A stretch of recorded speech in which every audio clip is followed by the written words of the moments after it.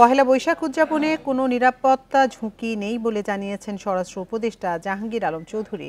নিরাপত্তা নিশ্চিতে সব ধরনের ব্যবস্থা নেওয়া হচ্ছে বলেও জানান তিনি। বান্ডেল থাকলে প্রতি সেনমানিতে টাকা বাঁচবে। বিকাশ সেনমানি বান্ডেল কিনে জিতুন প্রতি লেনদেনে। দুপুরে সচিবালয়ে স্বরাষ্ট্র মন্ত্রণালয়ের সভাকক্ষে এক সংবাদ সম্মেলনে একথা বলেন তিনি।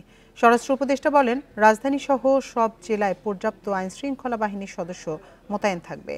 তিনি এই সময় জানান, দেশের বিভিন্ন জায়গায় লুটপাটের ঘটনায় ৪৯ জনকে গ্রেপ্তার করা হয়েছে। সংবাদ সম্মেলনে সংস্কৃতি উপদেষ্টা জানান, পহেলা বৈশাখের মঙ্গল শোভাযাত্রার নাম কি থাকবে সে বিষয়ে ঢাকা বিশ্ববিদ্যালয় সবার সাথে কথা বলে সিদ্ধান্ত নেবে।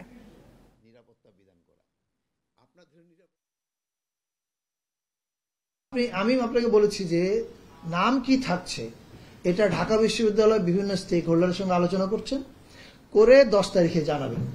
আপনি এর উত্তরে বলেন তার মানে কি পরিবর্তন হচ্ছে? আমার কথা কিন্তু তা বলেন। আমার কথা বলে পরিবর্তন হবে কি হবে না এটা তারা জানাবে। স্বরাষ্ট্র মন্ত্রণালয়ের দায়িত্ব পুরো দেশের নিরাপত্তা বিধান করা, আপনাদের নিরাপত্তা দেওয়া কিন্তু আমাদের দায়িত্ব।